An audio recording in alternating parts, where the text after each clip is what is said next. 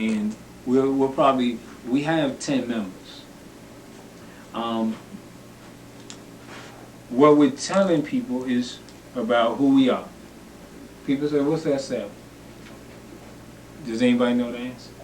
S7 is a workers' rights organization. Oh, I know that. Workers' Rights July '99. Read the back of your On the back of card. the business card. We're gonna make Equality and justice in the workplace. amen. There you go.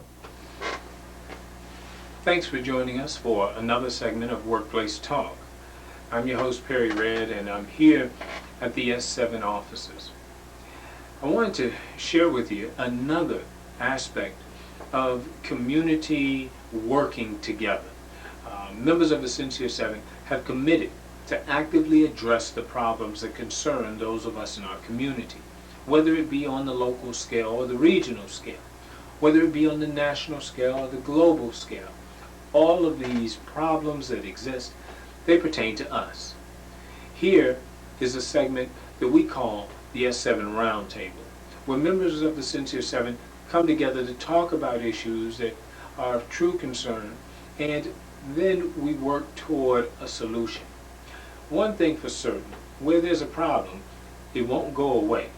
Where there's a problem, it must be addressed. And one thing the Sincere 7 is committed to doing is dialoguing on problems that exist and seeking ways to address it. You must, one, acknowledge that it exists, and then address the problem in order to eradicate the problem. So, thanks for keeping your TV tuned to Workplace Talk, and here is a segment of S7 Roundtable. The S7 started basically around the Union Drive. Okay. What I learned, and I think members of S7, especially in the beginning, in our infancy stages, we learned that a lot of black folk don't know what a union is, especially in the South.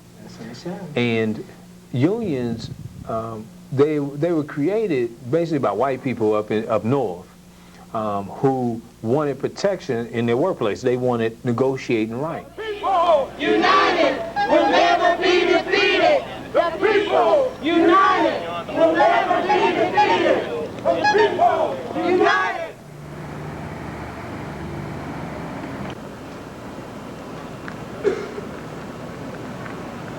In here, it's been about who you know. I know this, my grandma.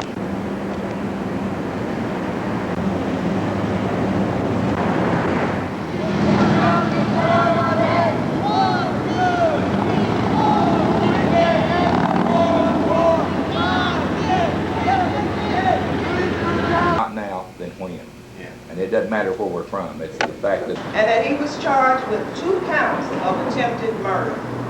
And this is where the nightmare for the Payne family began. We had to pay for the books before they would give us, if the books was torn, they bring them there by the truckloads, box full. We had to pay for them before we got our report card. And the books was already torn. Lee was already torn the books when we got them. And you know what they do with the money? Take it right uptown and give it to that all-white school board. All right, then civil rights came in. See, I was just about out of school. Well, I had graduated, because I graduated in '64.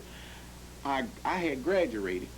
Then civil rights came in '65. Because a lot of times people recognize individuals who have the same cause and the same fights that they do. A lot of times you can get opinions from other people that are so-called normal media people, but if it's someone that has the same desires, the same disparities that you do, that you live in the neighborhood, the lack of health care provisions, the lack of benefits that you do, low wages, it's easier to convey that type of message off and have a personal relationship. A lot of people don't believe that they can be heard. And so as a person who's considered a normal average person, we want to let them know that there's other avenues to pursue, and we're determined to be there with it. What do you think about how you all can get your word out? Do you find that the media pays attention to worker issues very much, or are they not receptive to those things? a lot of times we believe that the media doesn't pay enough attention to these issues. We don't know if it's because of the large corporations around. Also, is it dealing with other things that the average citizen, comes into play with. I mean, to give you an example of, it may be issues dealing with one thing in my neighborhood directly with dealing with small individuals. We don't really have a grocery store.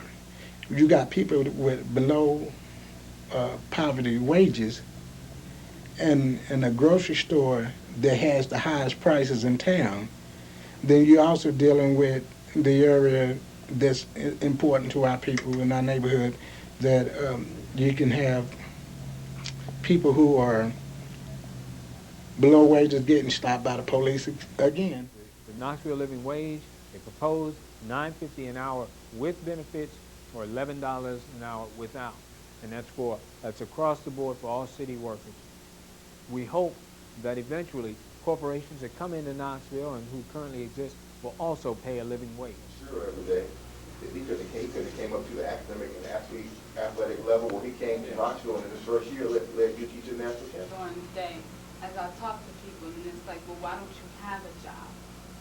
And it's like, because they don't pay enough money, and if you don't, why go to a job? And this is their reasoning. We're paying $5.35 an hour when I can be out here hustling or doing whatever, and I can make $300-400, if not more, a day. Mothers got little kids. How can they survive on $5.15 an hour? I'd like to ask the mayor, does he make more than a living wage? Or the city council? Do you make more than a living wage? The workers' wage. Support themselves without the taxpayers having to cough in all kinds of stuff to support the workers. Really, heart grabbers. Parents. Good for the community as a whole. And if that's what the city of Knoxville is trying to do is to raise people's standards in the city, it's the best thing could possibly happen here in the city. The living wage draws more people to come to Knoxville. Just like you have a lot of people that like to move to the big cities, like let's say in the South, Atlanta, Nashville, Birmingham. Some people want to go to Florida. And one of the main attractions to being drawn to those cities is the fact that I can go here and I can make $10 to $15 doing what I do here in Knoxville and only make $6.50.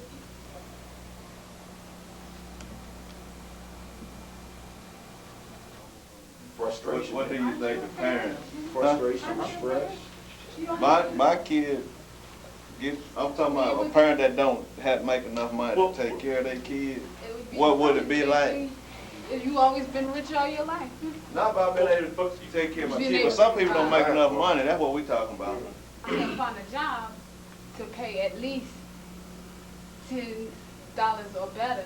Then it's like I might as well sit out here and I might as well hustle and get quick money. So I think if more jobs pay at least the living wage area, it could stop a lot of the crime. And then I know my friend personally, she had the job just making minimum wage. She cleans the hotel room. And it's like when she comes home, it's like all she is depressed, you know what I'm saying? Thanks for watching Workplace Talk. In this segment of Workplace Talk,